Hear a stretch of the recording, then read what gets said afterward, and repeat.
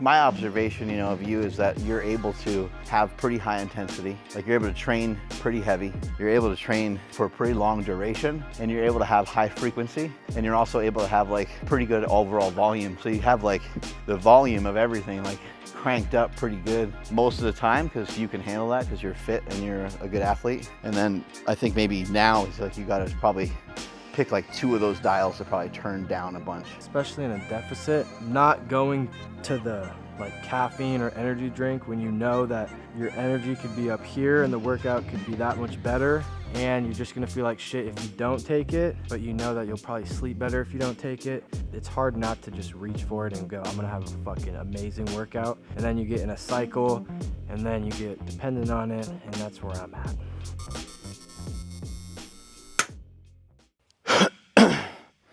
So we're just going back and forth. You can complicate your workouts and you do them a bunch of different ways. Sometimes we do it. We'll do 2 or 3 exercises in a row, supersets, giant sets. I really love training that way, but just going back and forth like this with a training partner is another great way to do things.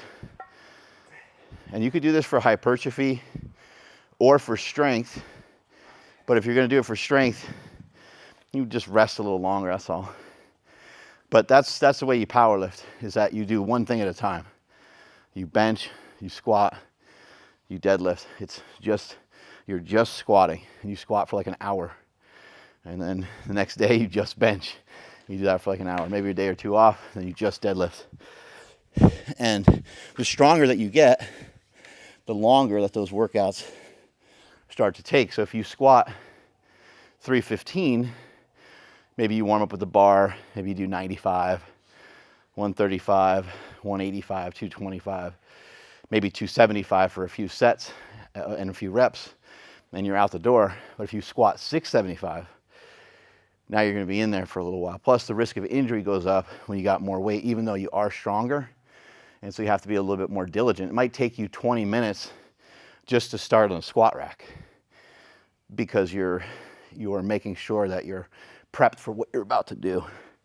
There's a lot of different ways to prep for bodybuilding shows and stuff like that too. For some people, the deficit in the calories and the extra work they're doing, depending on how extreme it is, might get to them a little sooner than somebody else. But I think like the more that you do it, the more you get your body used to it and conditioned to it, even though it's always going to be challenging, the easier it can get.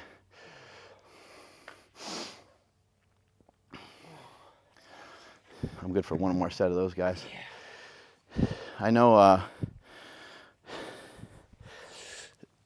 friend of mine was prepping for a show, and she was saying that she did really good because she's had previous preps where she's worked harder and was fatter. She worked harder and she was like flatter. And it's interesting because it's like, how do you find that line, Yeah. How do you find the line between, because you do need to work hard, you need a crazy energy, not crazy, but you need a good energy output. And then the input, the calories, can't be too much because you're trying to strip the fat. You're trying to preserve as much muscle as possible, right? Yeah. It's interesting. Yeah, I don't have much to go off of because I've done one show, so I don't know. This prep has definitely been easier. I think it's because I have more muscle. At the start of this cut, I had more muscle, so it was easier to pull fat off.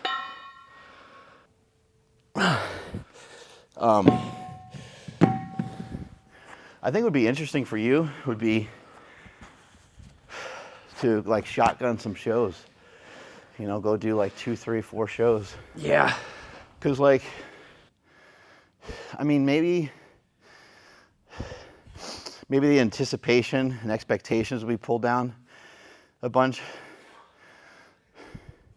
Because to me, your physique is different than, I think your physique is different than just bodybuilding.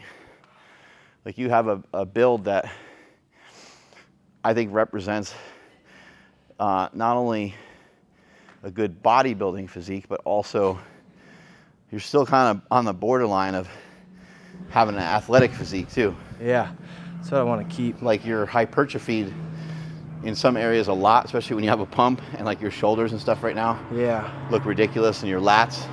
And that's not typical of like an athlete, Yeah. especially like a pro athlete, like a linebacker, you know, for the 49ers or something.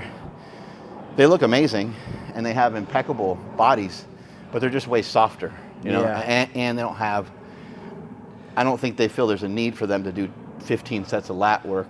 Yeah. So they don't really do that. So they don't get hypertrophied that way. But anyway, I think your physique right now is pretty awesome. And I would maybe try to take advantage of that going to a couple shows. Yeah, thank you. I think that's what I'd like to do, is just to do a bunch of shows and then really just stay lean. I want to try to find a balance of, like, after the shows, staying lean, still eating foods I want, not overdoing it though. Not doing what I did last time, which is shoot up to 250. I think it would be interesting, like let's say you did a show and they're like, oh, you know, this needs to come up and that needs to come up. I'm sure like locally you can do really well, but then as you get into the bigger shows, it might be a little more difficult. But it's almost like, imagine just going and doing those shows and not caring. Yeah. You know, like they're like, oh, your hamstrings need to come up. And you're like, okay, cool. I still think I look better than everybody on stage. Because you're not necessarily playing the bodybuilding game. You know what I mean? Yeah, that's what Rich Piana talked about. He was like, he said they said his arms were like too big or something. And he said he doesn't give a fuck because it's what he wants to look like. So it's like there's no such thing as my arms being too big. Want to switch to some front raises? Yeah. You want to do with these guys? We have, I think what's doing with those guys might be good. Yeah. But probably heavier though, huh? Let's see. Yeah, I'll probably grip it in the middle. How about this one? This is 45. Oh shit. Yeah, this might work pretty good. Yeah, our buddy Ray, the online coach, he was telling me, he's like, seeing some of my pictures and some of the videos and stuff. He's like, oh man, you're quite a bit leaner than even when I was there, which he was just here like about a month ago. And then he's just giving me like little bits of info. He's like, have you fasted in a while? So if you haven't done some fasting in a while, he's like, maybe fast. He's like, just fast for the next 4 or 5 days, not total fast, intermittent fast. Yeah. Do like 16 to 18 hours, have 2 meals. What's interesting, he said, have your meal closer to bedtime so that you're like satiated and satisfied. You're not thinking of like cravings. And so I'm going to try that over the next couple days. But he's like, that change alone will probably alter your calories just enough to where you'll lose without, I'll be hungry, you know, I'll be hungry during the day, but he's like, you'll lose without feeling like fucked up, you know? Yeah. And he basically told me, like, because I always have my coffee shake in the morning. He said, just keep that in. Like, that way you keep your, maybe it helps hold on to a little bit more muscle or whatever. Yeah. Shit. What do you think about fasting? I like it. If I wasn't in a prep, I would do it. Sometimes I still do it. I won't eat till like 12 or 1. Just because my food, I'm not eating a lot of food. So if I start my meals at even 1 p.m., I can still get all of them in because I'm up late. So I guess I fast a little bit. But if I wasn't prepping, sometimes I'd do like 1 day out of the week where I would fast for like 12 hours. I just wouldn't eat. I would drink caffeine though. I like it. I like the way it makes me feel. Right now you you might go 4 or 5 hours without eating occasionally just because of like, you might do cardio or lift or whatever. Does that sound accurate, or you not go that long without food? Yeah, no, definitely. Because I remember when I was prepping too, it's like, so for me, Hani Rambad had me do 90 minutes of cardio a day. And so it was 2 cardio sessions and a lifting session. And with that amount of training, sometimes I would do 45 minutes of cardio and about 45 minutes to an hour of weights, I don't really eat much before the workout. So there's like a 3-hour time period right there. And maybe I have a post-workout shake, but I probably wouldn't get to a meal sometimes until 4 or 5 hours later sometimes. Which I think to me, I don't think that's unacceptable, but maybe some high-level bodybuilders are like, dude, you can't be doing that. I don't see the difference. I think if I get all my meals in, I don't think it really matters. But that's just what I've done. Right. I don't stress too much on like 4 hours have gone by and I haven't ate. I just don't. And if I don't want to eat, I won't eat. How are you with like zombie mode? Like right now, you seem a little tired. Yeah. And stuff. My sleep has been rough. Yeah. I think the training. I think I'm not sure if I should lower the intensity to match my food, if that makes sense. But I think I'm trying too hard to keep the weight and intensity as high as it was in the off season. So I'm just, by the end of every day, even when I wake up, I am like wrecked. Yeah. My observation, of you is that you're able to, under normal circumstances, you're able to have pretty high intensity. Like you're able to train pretty heavy. You're able to train for a pretty long duration, and you're able to have high frequency. Yeah. And you're also able to have like pretty good overall volume. So you have like the volume of everything like cranked up pretty good. Yeah. Most of the time, because you can handle that because you're fit and you're a good athlete. And then I think maybe now it's like you got to probably pick like 2 of those dials to probably turn down a bunch. Yeah, that's what happened to me last week. Last week I really didn't believe in, I guess I believed in overtraining, but I didn't believe that I would get to that point. But I was just doing way too much for way too long in the gym and cardio and doing extra like walks and stuff. And I would go into the gym and like fucking 1 plate on squat would feel like 5 plates. And so I just left. And then I didn't really do a deload. I had a refeed though. That helped a little bit, but it still was like, it helped. It felt like it helped for just that day. And then the next day I'm back to, like, it's almost like I had the refeed and my body just soaked it up and then it went away. And then I'm back to almost feeling lighter the next day. I'm like, fuck. Yeah, you don't want to get in a position where you are like a little underfed. You get to be overtrained, but then simultaneously you get to be like undertrained because you can't train as hard as you'd like. And I think that's what happens in diet culture in general. In our society here in the United States, with the diet culture the way that it is, you're starting to see this more in like the UK and some other countries as well, Australia, where people they think in their head, they have this perception of what a diet is, and they think a diet needs to be like deadly, and it needs to be really hard and really challenging. And so, starting on Monday, they go on this thing that's too restrictive, and it's too much, and it doesn't allow for the output that they need.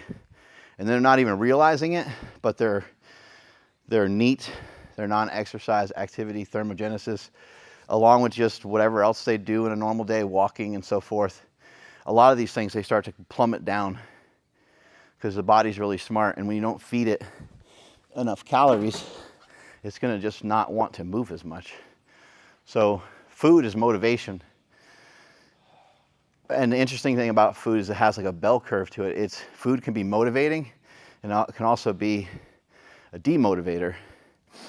If at lunch you're supposed to train with somebody, but then you're super hungry and you eat a giant ass fucking burrito, well, now you don't want to train. So food can kind of move you one way or the other. And even aside from your stomach being full, just having sometimes a really crazy abundance of calories can kind of make you like just make you sluggish. I know for myself, like I've done stuff where I've fasted too long. I've done stuff where, I'm still a big proponent of kind of a lower carb lifestyle. I think in general, like a lot of people don't need a lot of carbohydrates. If you're bodybuilding, doing sports, then there's a good argument to have, a good amount of carbohydrates to fuel you and to give you good workouts and to give you good recovery.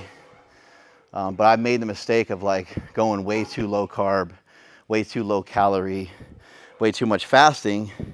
And then your output when you go to the gym, instead of being like, hey, where are the 50s or 60s at for some curls? You're like, I'm just gonna use like the 15s, you know? And then you're like, your whole energy output just is on this decline. And then also for me, being a dad, I have 2 kids, and being a husband and everything else, like you wear a bunch of hats throughout the day, and even that takes a certain amount of attention. It takes a certain caloric amount to handle, and you don't want to be like a dud around everybody else. Like you got good energy for like your workouts, and then you know you see your mom or your dad or family members and stuff or friends, and it's like, hey man, what's up? You want to go? And you're like, no. Like that just sucks. So it's a really tough balance, but basically, I guess one of the easiest ways to put it is you're trying to give yourself enough fuel to have great workouts, but you're not giving yourself so much fuel that it's aiding in you accumulating body fat. Yeah, that makes sense. Yep, that's where I'm at right now. At least that's what it feels like.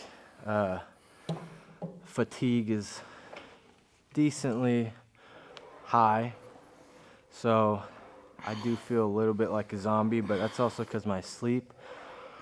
But yeah, I think, what were we on? Fasting?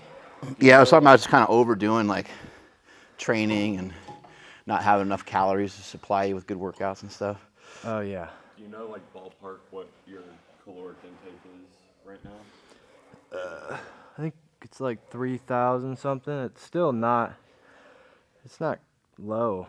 It's not low to most people, but it feels that way compared to what I was doing in the off season, and the training and the cardio and the walking around all the time.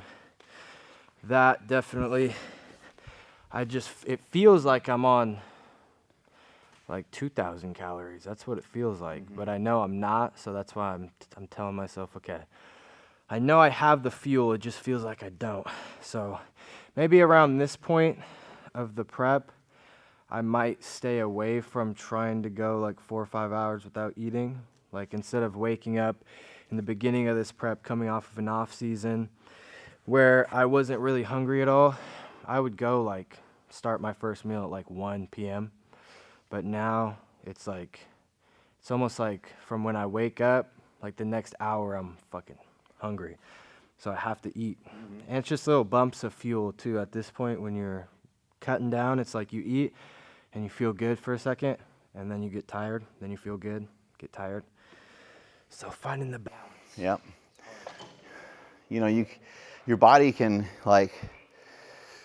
it's really weird. Your body can be more efficient at, body can become more efficient at making energy if you give it what it needs. And so you need like a circadian rhythm, and we do need to have sunlight. We do need to have darkness.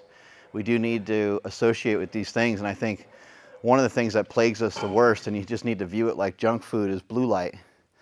So you have to be careful with your phone. Your phone is like an anti-bodybuilding catabolic piece of technology. Just think about it that way. Like, just look at it that seriously. Like, this is a catabolic piece of technology, even though you're watching Anabolic Activities on it. It's a catabolic piece of technology. So you want to try to, it doesn't mean you can't use it. It just means that you need to use it sparingly. And when it comes to nighttime, you need to get rid of it, because the blue light is going to zap your energy and it's going to mess up your motivation. A lot of times people don't believe me on this stuff until like Andrew Huberman starts talking about it. But luckily, you can check out Andrew Huberman and Peter Itea.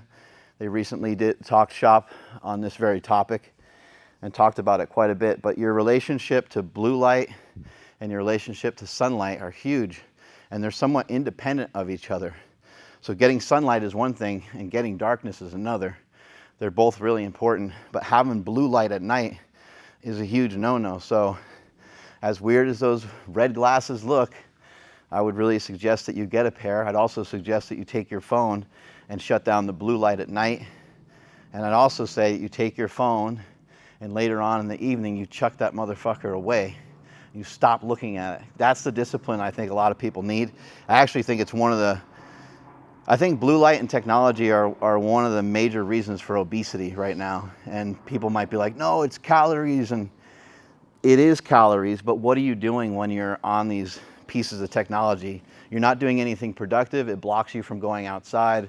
Most often you're just sitting there looking at a screen and then you're eating. So the calories do play into it in that way. But I think that every single thing that you do throughout a day has a major influence on the stress levels in your body. And stress can be a positive thing in a lot of ways. Like this kind of stress is kind of good in some ways, but there's other stresses that are easier to eliminate and to take care of and be like mature about it. So I would really strongly advise people, if you're feeling lethargic and you're feeling tired and you're thinking like, oh, I got this issue with sleep or that issue, it's not your sleep, it's the fact that you can't get off your phone. So put your phone in a different room. You know, be your own dad, you know, say, hey, lights out, 8 o'clock, put that motherfucker on airplane mode and put it in a different room. It'll make a huge difference, but you don't have to believe me. Yeah, I need to be better at that. I've never looked into something like that because I always fall asleep with my TV on. I'm always on my phone, but I also have really, for some reason, I feel like I'm stressed and I have anxiety, so I know that's probably... It's because you grew up with this stuff. You know, like the blue light has been a huge part of your life and your upbringing.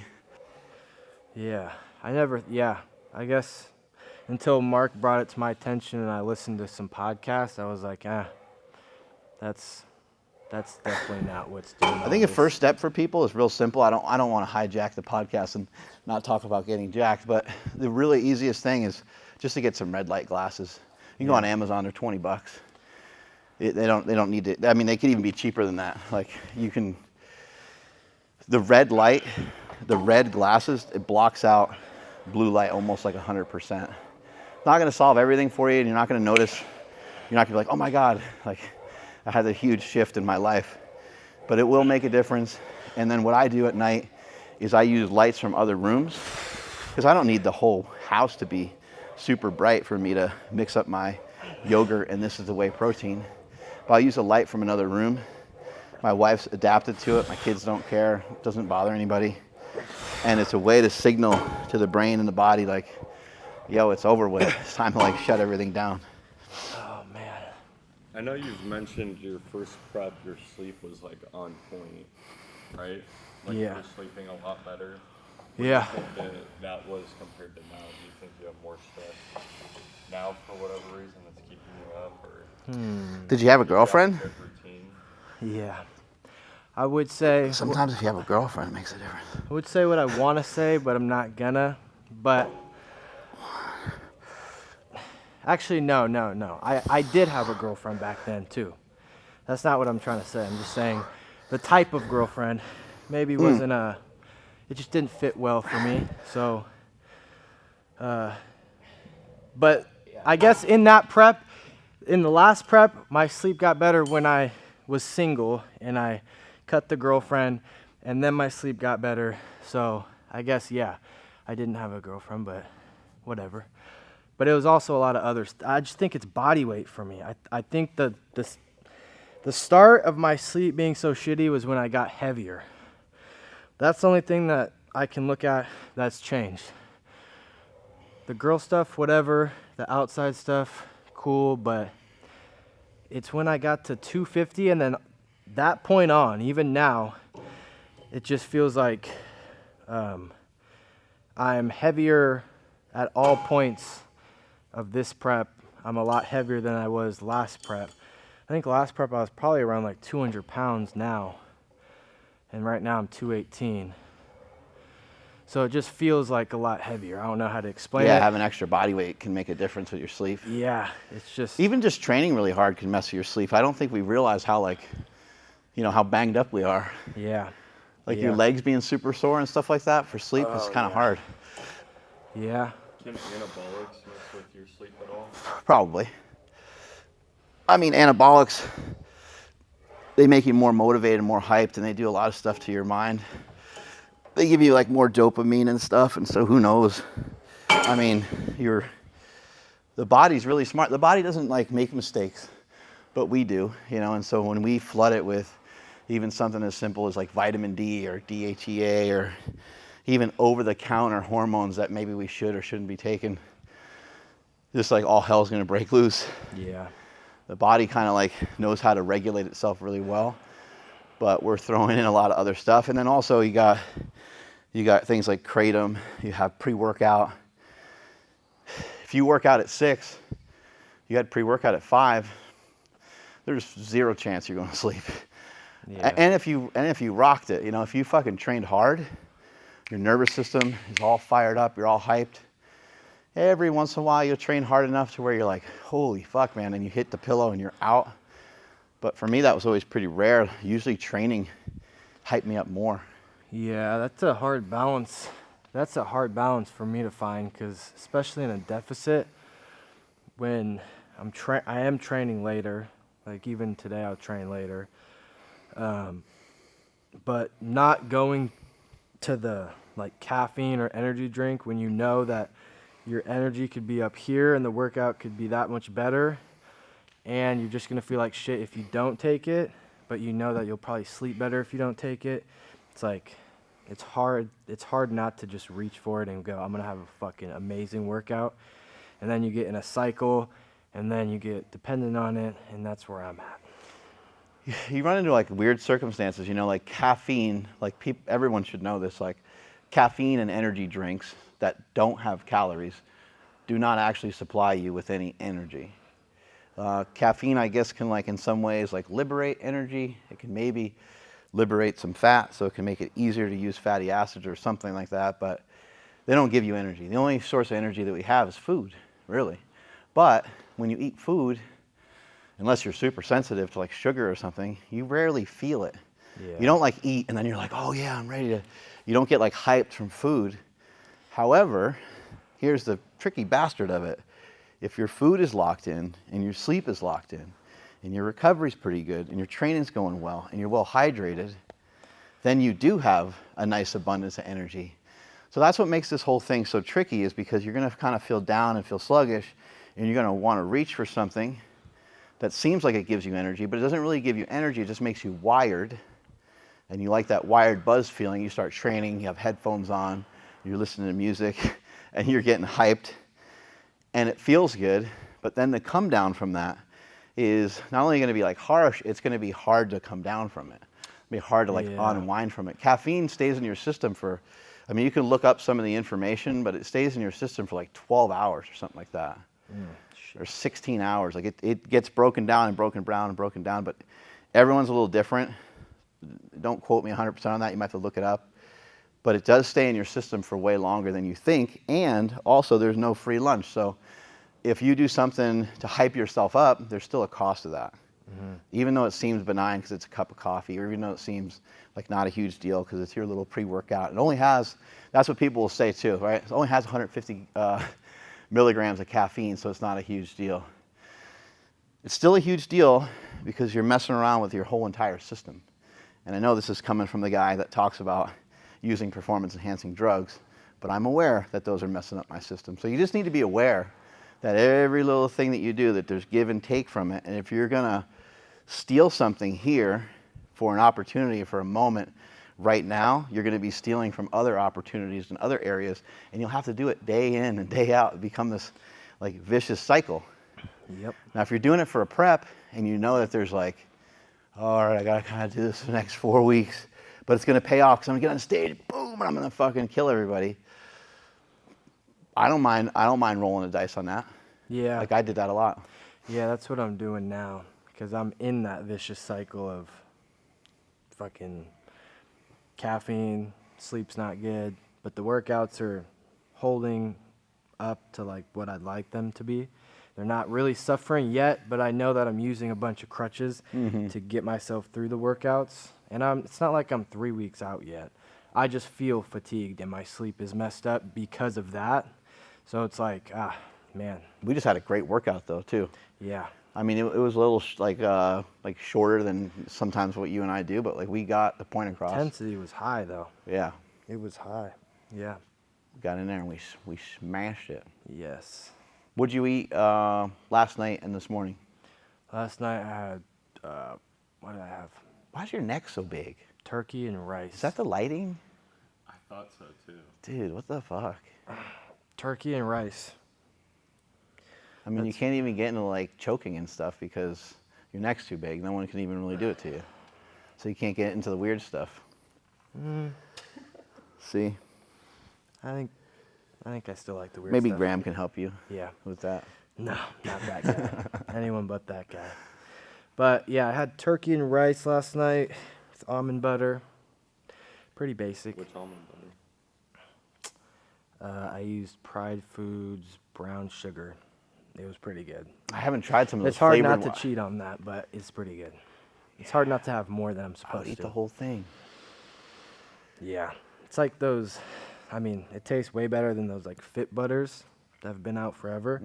But it's hard. I might have to stay away from that, to be honest. But What do you got prepped for like the rest of the day? Like what's most of your, like, are you mainly eating like chicken and leaner meats and yeah, stuff? really turkey. I'm Turkey. doing a lot of turkey, yeah. Turkey. That's pretty much it. That's when you know, that's how you know someone, like, that's how you know someone's like really serious. Like if somebody walks around with like some extra meals and stuff, it's like, that's pretty legit, that's pretty serious. They like meal prep, but if they're going around with turkey, that's Yeah. legit. You know someone's like next level shit. That's almost like the guy that has the neck harness. You know, the one that goes over your head. This guy. Yep. Like that's when you know someone like lost their marbles and they're way too into lifting. Yeah. Yeah. Yeah. Once you start doing neck training, you're far. You jumped the shark You're somewhere. too far gone, yeah. Yeah, there's no turning back. Yeah. But yeah, basic stuff. Just going through it. Cardio every day for you? Cardio. Or 5 days a week? I mean, technically cardio every day, yeah. Yeah. Do you just set out to do it every day and then like if it happens, it happens, or do you actually No, just I'm supposed to do it 4 times a week, but I love cardio, so I'll still do like a walk. Like I'll do a fasted walk still in the morning. That's the same time length as the cardio that's prescribed to me. I'll still do walks because I just like the routine part.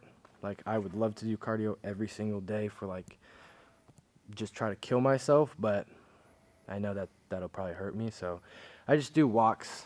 And you like it a lot because you listen to like podcasts and stuff? Yeah, it's time. That's cool. Yeah. Like a learning time. Do you have the coordination to like make a note or something like that sometimes, or do you stop like because sometimes I'm listening to a podcast, I'm like, fuck, I need to write that down. Yeah. But sometimes I'm running and then I can't really do it, you know? Yeah, I'll do that in my notes. My notes are fucking. Yeah, we got to show people the crazy notebook. person. Yeah, I have a lot of notebooks actually. I have a shit ton of and binders. That one that I was checking out was weird. It was like, Wyatt noticed my haircut today. I wasn't expecting that from him. I can't believe he smiled at me quite a bit today. And that was like, whoa, bro. Yeah, that might have been the wrong notebook. Oh, okay. That wasn't the training log. That might have been Graham's. Yeah, it probably was Graham's. Yeah, I would say that was the Barefoot Sprinters himself. But Diary, confessions. Yeah, he's a little. We don't judge him. We don't judge him over here. He's a great man. All right, Kenny, take us on out of here, buddy. All right, guys, that's enough anabolic activities for today. I hope you enjoyed the episode. First episode back. Make sure you go check out Pride Foods, the almond butter we were talking about. They have cream of rice, the healthy cream of rice. They have a ton of flavors. Peanut butter cream is where it's at. Peanut butter cream, blueberry muffin, chocolate brownie, brown sugar, and a bunch of almond butters. So make sure you go check them out. Use code Anabolic10. You can use it it's great for an off season, great for a cut as well. So go check them out. Yeah. Yeah.